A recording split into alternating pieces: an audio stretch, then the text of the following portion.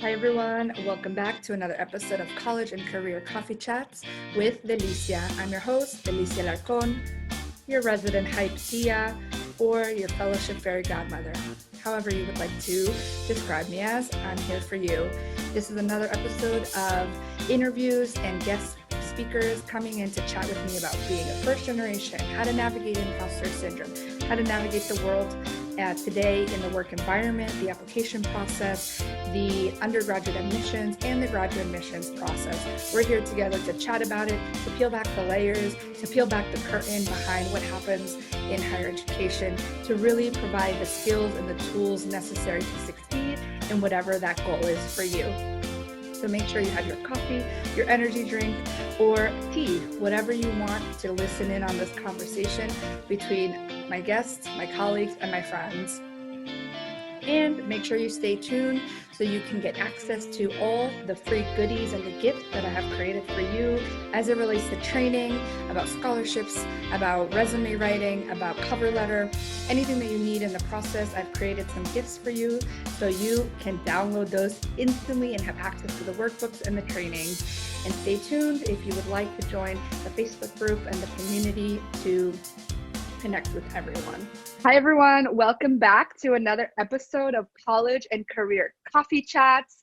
Today I'm so excited. I have Yessenia Tostado here with me, and we're going to talk all things college burnout, college success, and how do we define first generation. So before we jump into our conversation, I want to introduce her with her awesome bio. So she loves to appreciate time every day to experience a life well lived by actively being adventurous.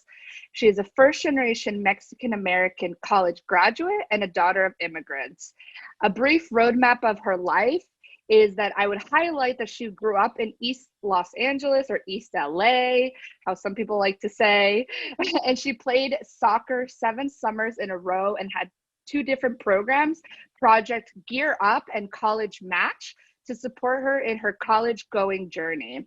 After learning about the value of a liberal arts education, Yessenia moved across the country to attend college in Pennsylvania, you know, my home state right now, where she got to learn so much about herself, had some amazing experiences with her best friends, and was fortunate enough to study abroad twice, something else that we connected on, and we'll chat more about that in our conversation. And after earning a Bachelor of Arts in Psychology and Health Studies certificate program from Dickinson College, Yessenia moved to the Chicagoland area to be an AmeriCorps Scholar Coach to support high school students in their journey to college. After completing her 2 years of service and taking a much needed break between jobs, yes, take a break, Yessenia moved to Colorado to join College Track Aurora as a college completion advisor.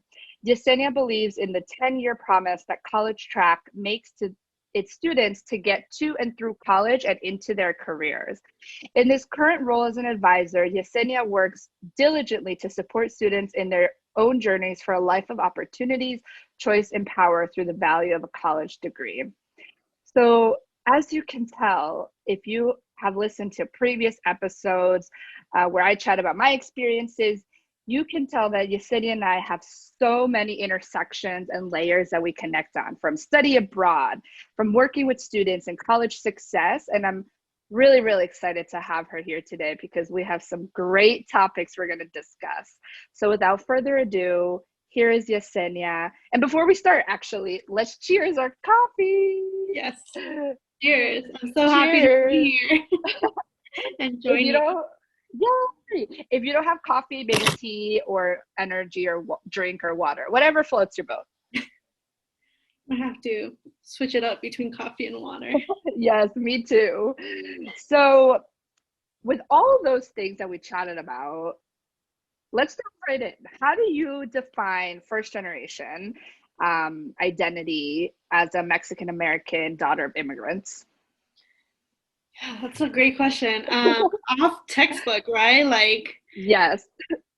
As a Mexican American daughter of immigrants, like when I think of first gen, it just makes me think of all of the different experiences that are first, right?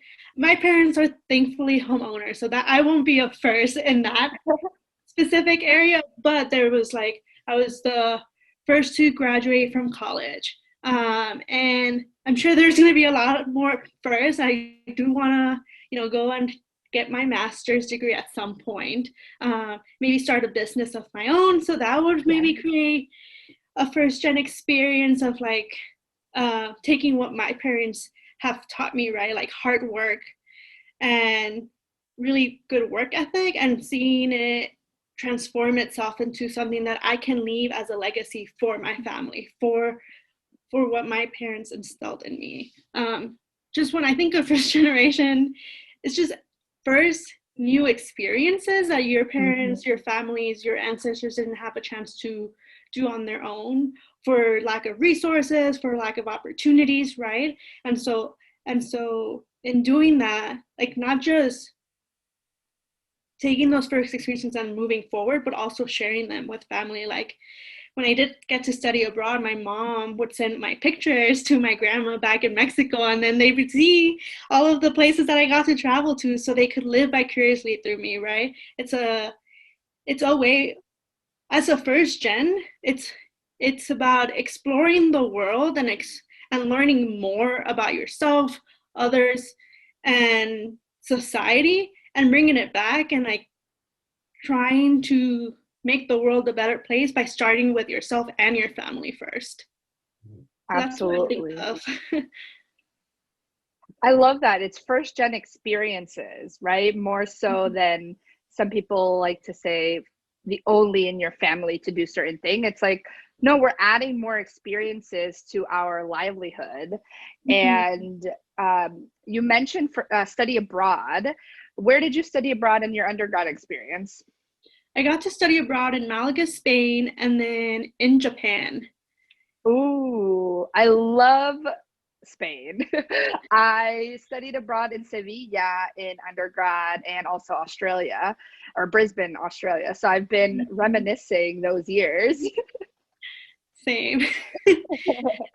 With especially now that we can't travel as often or as frequently with everything going on in the world, those pictures that you mentioned, I would send to my mom. And I even wrote like postcards to my grandparents when they were still living in Paraguay at that time. So I would send them postcards and pictures, and WhatsApp wasn't really a thing. It was when I was studying abroad, I used Voxer and Viber. WhatsApp wasn't that big as it is now, which is easier to communicate with family members or friends that are abroad. So I think about that and I'm like, wow, technology has really expanded in these last 5 to 7 years.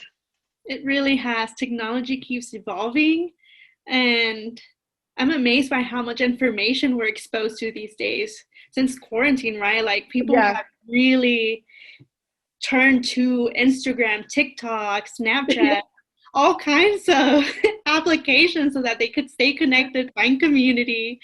And I think our study abroad experiences allowed us to, find community in these new spaces, but also bring those experiences to back home.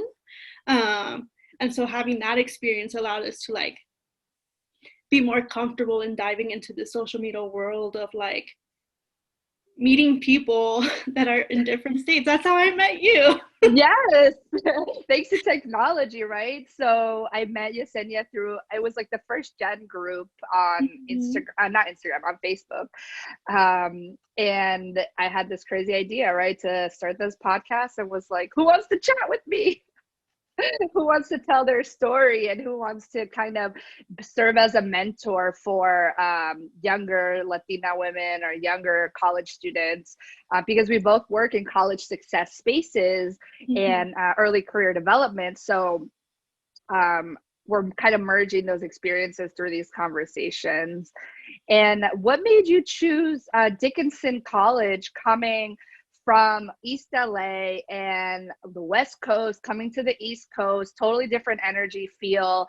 And fun fact, I almost went to Dickinson College too, because I loved their study abroad program. Everything from their marketing to the beginning of figuring out if you want to go there is about study abroad. I ultimately chose Fairfield University because they gave me more dollars. However, I am really grateful for my study abroad.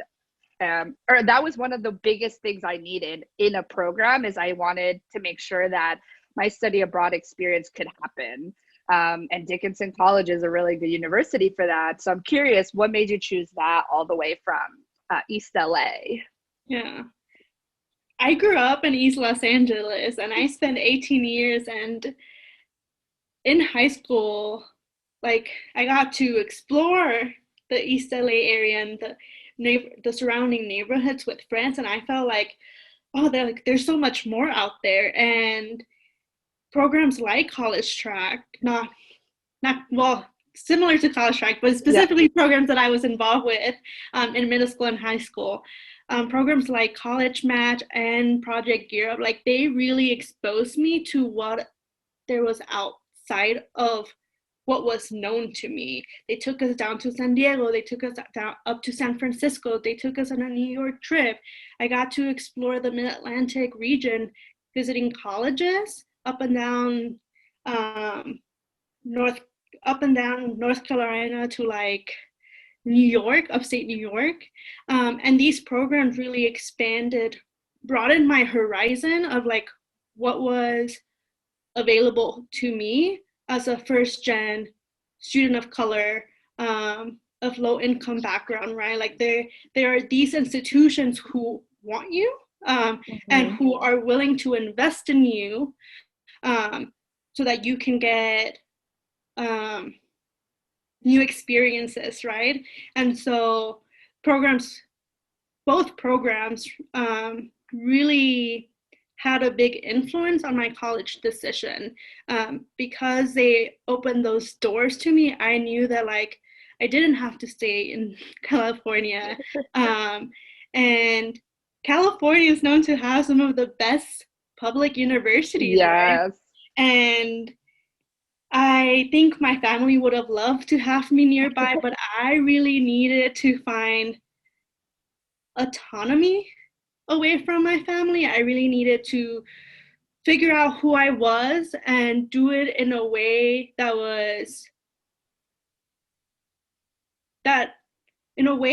felt authentic. It's a buzzword these days. Maybe in the moment I didn't realize it, right? But I think for me it was a lot of like, I wanted to escape what I knew, not because I didn't want it or I didn't love it, but because I was craving more. And so I chose Dickinson primarily because of their study abroad program. Like 2/3 of their student body population get to study abroad at some point during their 4 years. But outside of that, like I really wanted a small institution, small student to professor ratio. I grew up in East LA. I'm like 20 minutes away from downtown. Like I grew up in a very metropolitan area, right? Like big city, very surrounded by a lot of Latinos, a lot of Hispanics. And so I chose to go to Dickinson in a small town in the middle of Pennsylvania, focus on my education and really cultivate long-lasting relationship, because there weren't those family obligations of like, oh, you have to, help out at home, or you have to come back home on the weekends, or whatever the case was, like distractions. Like I work with students these days, and a lot of my students commute, and it's just really hard to detach yourself from the life you're accustomed to when you're trying to build a new life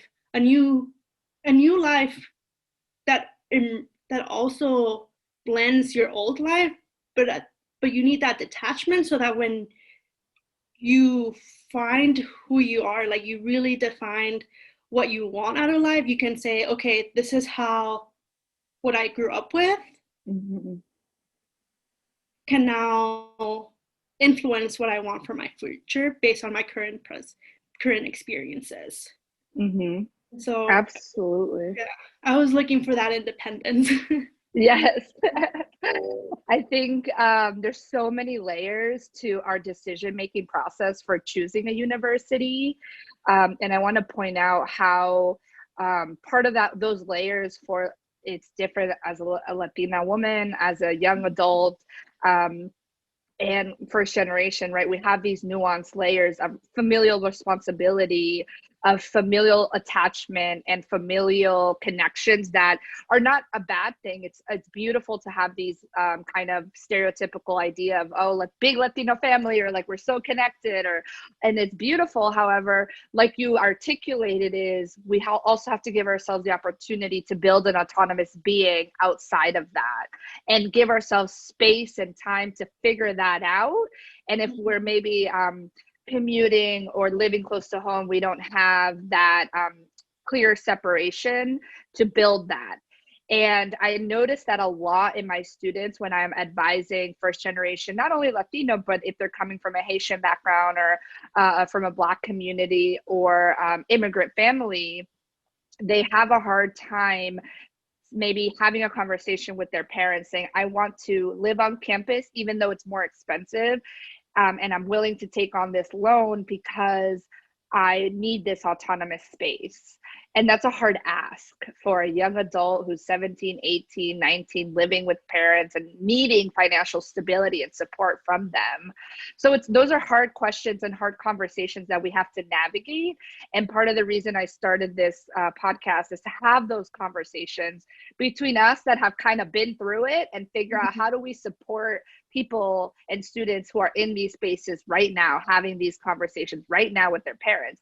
And I know in these times in quarantine, it's really hard because we have to be home, maybe if you're virtually learning.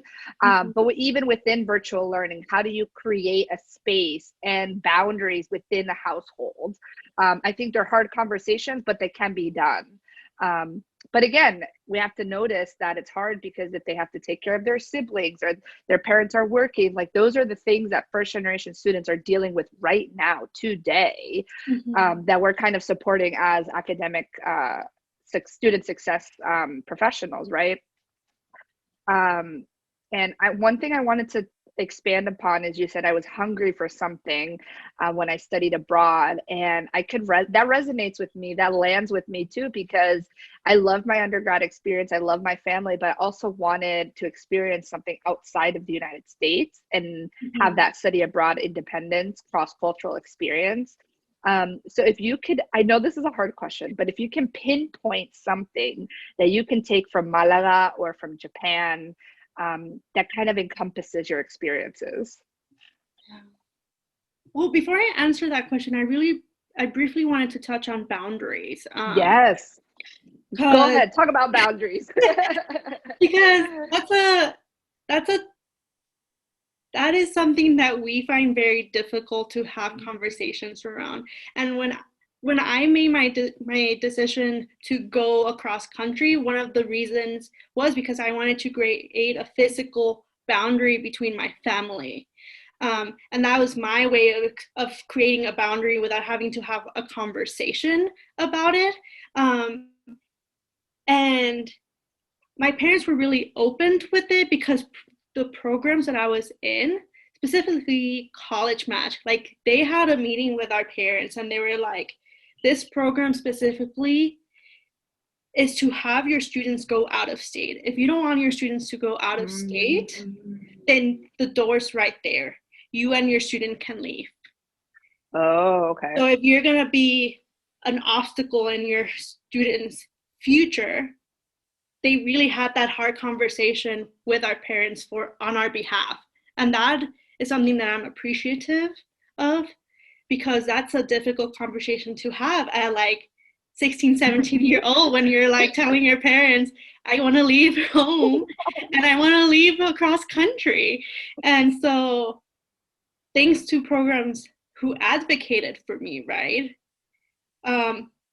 They gave me, to some extent, like the language of like, slowly prepare your family, like you're gonna leave out of state, you're gonna go far away, like just prepare them that last year of senior year. And it's just about, it's a matter of framing it and wording it in a way that is like it's a decision I've made and I want you to be supportive of it. Right. And it's still really hard, creating different kinds of boundaries with parents these days. Like the older you get, you learn more about your parents, or your parents are trusting of you to share more things that they wouldn't if you were younger. And so it's like, how do you go about that? It's an ongoing process, right? But just to touch a little bit on that. Yeah, it's an ongoing learning curve, and every stage of our life has a new learning curve and new conversations. But that's amazing that these programs, College Match and Gear Up, had kind of a scaffolding experience for you where they prepared your parents on your behalf, which is why these programs are so important, and mentorship and advocacy is so important, because they're more like, maybe a parent is more likely to listen to a seasoned professional talking on your behalf versus a 16, 17-year-old saying, I want to leave, kind of thing. So I'm also grateful for kind of those advocates for our students, right? Now that we're advocates for our students, right? We show up for them, and we have those conversations with parents as well, and navigate those experiences. I think that's why it's so important. And yeah, of course, boundaries are an ongoing process, an ongoing conversation, which we'll probably have a part 2 about that. Yes, I'd be up for that. Yeah. Going back to your question about studying abroad, right? I know we had a little sidetrack. No, it's okay. Whatever comes up is what needs to come up in our conversations, and we can always go back to the other questions. But parent engagement is also very important. Like in the career that we're in, right, where we are advocating for our students, we're supporting them in their own journey to success. Like parent engagement is key, so that our students have the support, not just at school or through a program, but also at home. Everybody gotta be on the same page, and sometimes programs don't prioritize parent engagement, and then that makes it very difficult when your student's trying to make a decision around college. At least that's what I've observed in my line of work, specifically with some of our parents here. Right. Absolutely. Parent engagement should be a priority, and also try to make it easier for them in a way too. It's like ABC, this is what we're going to discuss, and go from there. Do you think without that kind of parent engagement support from College Match, your experiences would have been different, having to navigate these conversations with your parents alone? I don't think I would have gone as far, or I would have had all the experiences that I've been able to. Because I would have stayed in my comfort zone to some extent. Yeah. And that's part of study abroad too, right? Putting yourself outside of your comfort zone, outside of the comfort or the contours of the US, which is where we grew up. How do you define your undergrad experience at a small liberal arts university versus growing up in a metropolitan city?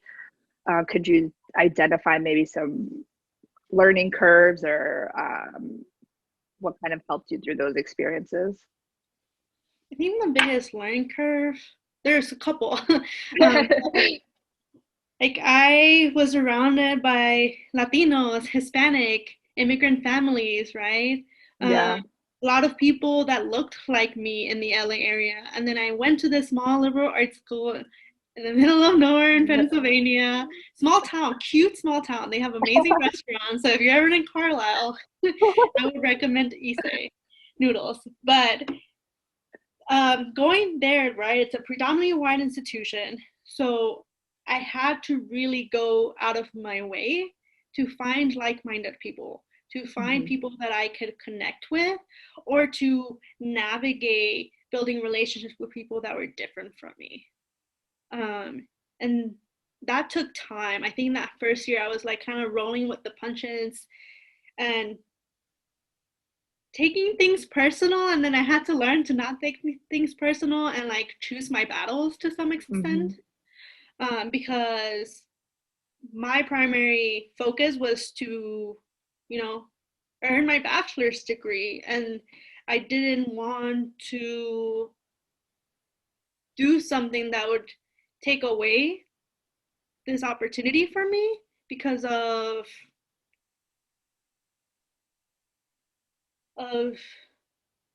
feeling like, oh, like people around here may not like me, or people don't respect me, like I'm gonna go back home. And I have to be very intentional with that decision. Like if I am being hardships, like how do I define giving up in this kind of situation? Versus I stick through it because, right, our presence is our resistance. And so I was like, I'm gonna stick through it.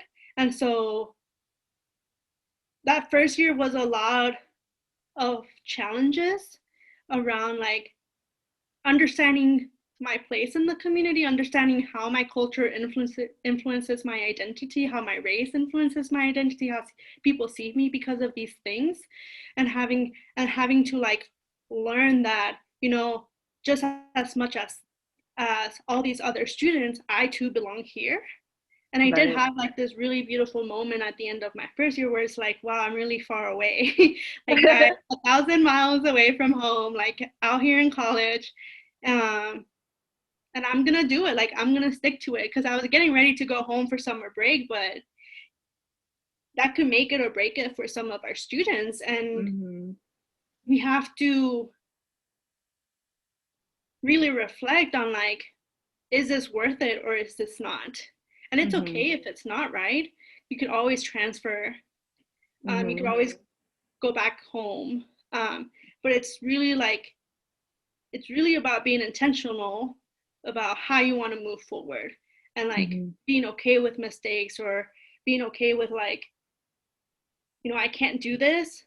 Maybe in the moment, maybe I need a break. Like I had friends who did have to take some time off from school and they came back eventually, right? But it's a lot of like reading the situation and hearing your mind, body, and soul in that moment, so that you're not burning out and you're not, you know, failing due to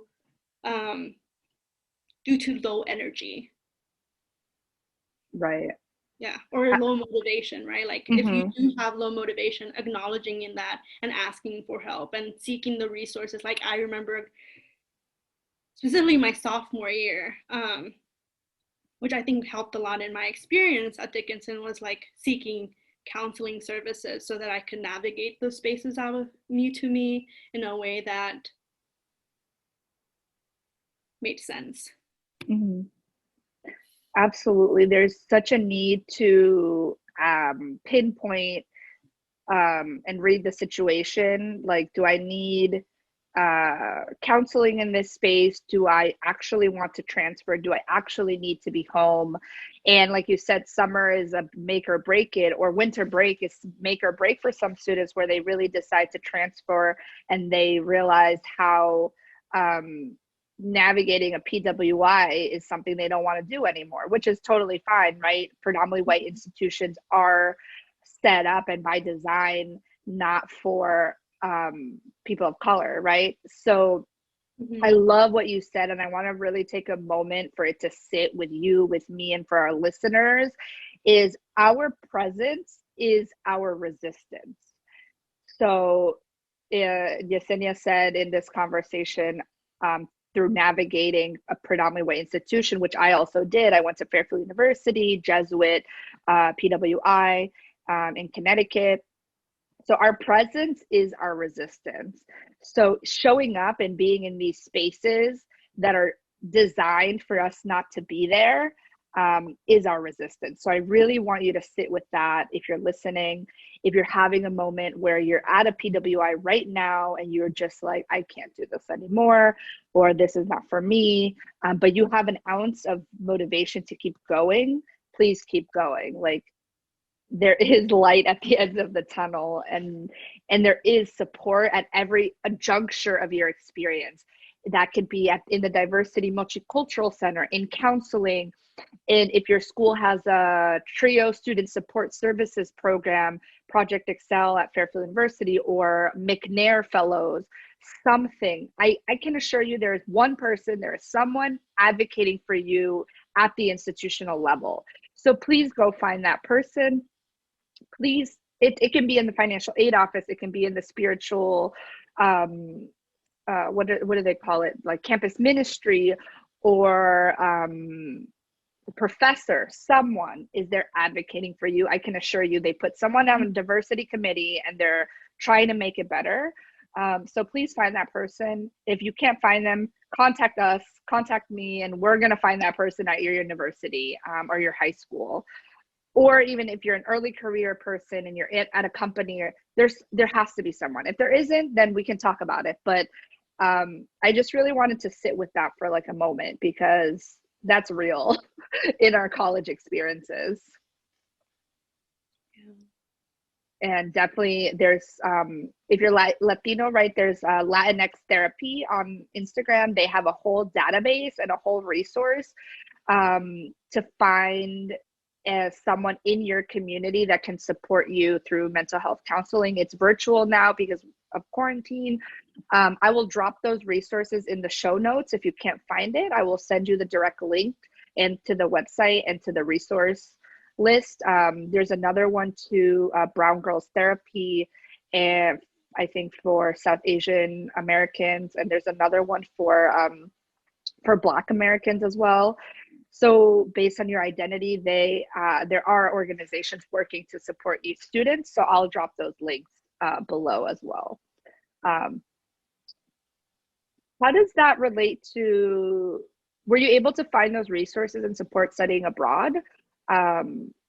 Did you think you need that, or were you able to find it? Abroad, I just really, what am I trying to say? Roaming around the city was the support.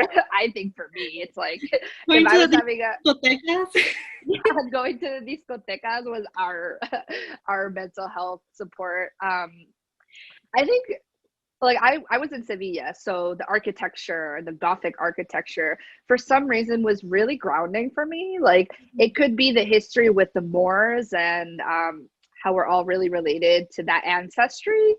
And the history of southern Spain, right? Malaga, Sevilla is southern part of Spain. Mm-hmm. So that's the nerdy academic side of me coming out, because I'll just love me some history. I don't know. That's kind of what helped me. I don't know. I just thought of that. Yeah. I think for me, when I was abroad, I just really relied on the cohort I was with. So our groups were small enough. It was like 15 or less people. When I went to Malaga, I think it was like 13 of us, and then our professor, and we all stayed with our host families. And so I heavily relied on my peers for enjoying the beach, I think, and like exploring the city together, and like really making the most out of our excursions on the weekends that were built into the program, to like not feel homesick or not feel like you were way too out of your comfort zone. Like I was still very much out of my comfort zone. First time going abroad. Like I hadn't even been to Mexico when I studied abroad for the very first time. Oh, okay. So that in itself is like, this is a completely new experience, and it was an experience that I had on my own, but with other students, right? But it wasn't with family. And so that in itself kind of has a significance of its own. Mm-hmm. But yeah, I just heavily relied on my peers. And then when I traveled to Japan, it was a group of 8 of us, 4 American students and 4 Japanese students, and our 2 professors, or 3 specific professors who were part of the program. And like when I was in Japan, I heavily relied on those Japanese students, you know, for the culture under knowledge and just the understanding of what's culturally appropriate or culturally respectful in where we're at currently, whether we were exploring all these different touristy places, like you wanted to be mindful because yes, it's a touristy location, but you still wanted to acknowledge its significance to the culture. Right. Yeah, but I think students in general, and I think it goes back also to your comment about there's someone on campus, right? Like it's not just adults, like you could turn around to your friend, right? Yeah. And like have them advocate for you or help you learn how to advocate for yourself, because there's things that I learned from friends and there were things that I got to do for friends. And so just like I got that experience on campus, I got to kind of experience that abroad as well. Yeah, absolutely. That's why I loved my role as an orientation leader or a first year mentor. We're trained mentors for first year students or second year students, and we serve as that support system. So definitely reach out to your orientation leader, your first year mentor, or your resident assistant, your RA, right? They're all trained in advocacy and supporting you, and they know who to talk to. And if they don't know who, they will find out for you. So like you said, lean on your friends, lean on your peers, and create that community on campus is so important. If you don't know like an adult or like a staff person. Yeah, I agree. I was in Sevilla, I lived with 6 other girls. So our like flat in our homestay was our support system. Like, and we're still really good friends to this day. And that becomes lifelong friendships that you just have this cherished experience with, and you're like always reminiscing, but also growing together as today, I think is really nice from like a study abroad experience. I love it. I met someone during my study abroad experience, and then I got to spend Thanksgiving with them when we got back for our sophomore year. Oh, I love that. That was really nice. That like interweb. Yeah, especially because like you don't really go home for small breaks like Thanksgiving. So like it's too expensive and it's too short of a break. It's too much winter break, right? So because I was able to lean on her while we studied abroad, she opened up her doors to her home and her family when it was time to, you know, be in community during off season. Yes. I love that. So now that we've discussed kind of high school decision for college, study abroad, and navigating predominantly white institutions, what would you tell your younger self? Knowing what you know now, what would you tell little baby Yessenia, or what would I tell little baby Delicia in high school or middle school? That's a great question. I think something that I really struggle with even till this year, it's like finding my voice. And in college, I remember they had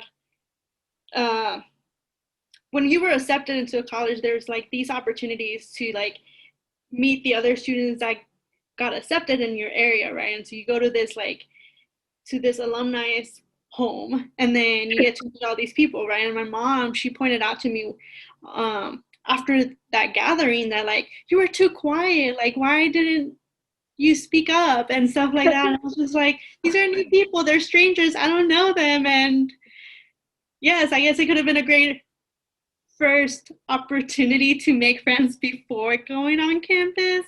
But I think with that being said, and the experiences I've had today, something I would tell my middle school self or my high school self is like, speak up, like use your voice. There is power in your voice, right? Don't be don't shy away from sharing your opinions, your ideas, your thoughts on something. And I used to think that like I was just very mindful of what I said and when I said things, and I still am to some extent, but there are times where it's like people want to hear your voice. Yeah. And it's something that I've struggled with. It's like, do they really? And so I would tell my middle school self that like to be more confident and comfortable in sharing my voice. And I think one of the reasons why I struggled when I was younger is because of growing up bilingual. Like Spanish was my first language, and I was in ESL classes up until the end of 4th grade. Like I wasn't immersed in an all English class until 5th grade. I think that kind of had an influence of how often I wanted to speak up, and it's been a learning experience up until this year, you know. And so something that I'm still working on, but I think I would highly encourage my younger self, but also students, right, who are listening to this, who are trying to figure out how can I say the thing I want to say without feeling judged or conflicted or unsure of like the power that you already hold, because you already are powerful. And so you just need to take that step and like be like there's this saying, right, with everything that we experience today, like it's okay to not be okay. And I think that applies in just about any context. And so I would say it's okay to maybe even say the wrong thing in the moment. Say it.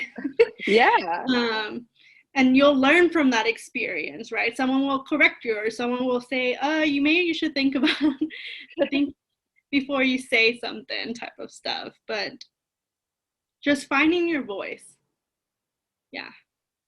I love that. Find your voice. You're already powerful with that voice.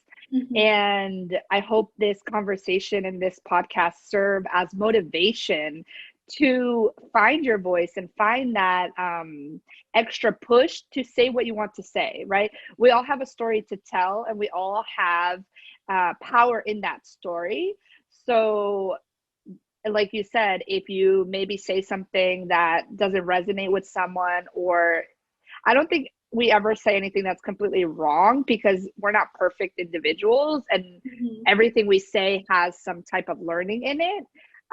So kind of move away from that duality of right and wrong, yes and no, and just be like existing in that space. So I love that. I love that experience of finding your voice and being okay with that, and building that confidence to say what you want to say. And if we never say anything, nothing's going to change, or nothing's going to advocate for ourselves. So your voice is your power. I love that. And if you're a student out in the LA area, you should check out the Plus Me project, because what they do is they use storytelling to build students' confidence in sharing their stories and understanding their struggles and accomplishments, and how all of those have shaped who they are to the date, and how it can uplift them and empower them even more in the next things that are coming into your life. Yeah. Absolutely. Check out that project. Find community, find the people that are going to build you up and motivate you. Are there any last words of advice or wisdom that you want to share with our listeners relating to college decisions, study abroad, burnout, all the topics that we talked about before we close out this episode? And if y'all liked our conversation, stay tuned for part 2. Some last minute things. Let's see. Just with everything that happened this year, right? Like the awakening of all that is going on in the world, and how we can be allies and advocates. I think we have to be very conscious of how we show up for others, and be very aligned with your values and like your beliefs. I think even in my own lived experiences, there's been times where it's like, I don't know what I stand for, or I am struggling with what it is I want out of life. And Right. I would really suggest you all students, right? Anybody that's listening, even if they are adults, like to take the time to reflect, to reflect and acknowledge all the wins, all the losses, all the things you're thankful for, all the things that you dislike, and like move accordingly from forward from that. I think just reflection is something, because we're on all the time. We're on the go. And through programs like College Match, Project Gear Up, in my work as an advisor at College Track, there's intentionality that helps students be successful, that helps just people in general to, you know, find happiness in their life, but it all starts with intentionality. And I think reflection is one way to find that intentionality that I want to highlight, I guess, as a last minute thing. Yeah, I love that. I went to a Jesuit university, so everything is embedded with reflection, right? And growing up Catholic, right, it's part of prayer and reflection. And however you identify, if you're not a religious person, I still think reflection is part of, like you said, our growth and our journey, to take some time away and step back from kind of the go-ness of the world. And I think that's what quarantine and what's happening in the world is kind of forcing us to do, is like sit your buttocks at home and reflect on your life. What do you want to do? What do you actually want out of it? What do you want to accomplish? And you don't have to be, I'm not saying that so you're hyper performing. That's not what I mean. What I mean is take some time to reflect, and you don't have to produce anything. If you sleep, if you rest, that is part of reflection too. We're like, I think we get caught up in this idea that we have to keep producing, and that's part of the capitalist patriarch system that's telling us to overproduce. And it's like, hold on, our production does not equal our success. So please take some time to rest and reflect and recharge, because it's been one heck of a year. Awesome. Thank you so much, Yessenia. I loved our chat. I loved our conversation. If you loved these conversations with Yessenia, we're going to probably do a part 2 about growing up Latina and diving more into the nuances of what it means to be first generation Latina. I think that has a different layer of conversation that we're going to dive in deeper. So if that's something you want to listen in, watch out for that episode. Thank you so much again for having me and for this wonderful, coffee and chat about college and career. Like, I hope that students and other educators find this insightful. And I can't wait to listen to what other guest speakers from this podcast have to share about their stories and their life and the insights that they bring for future generation success, so that, because we want to see first gens thrive, and give back to the world and make positive change, so that we live in a society that we want. Exactly. We're out there, we're out here supporting you. So I love this new web of networking. So until next time, my friends. Ciao, ciao.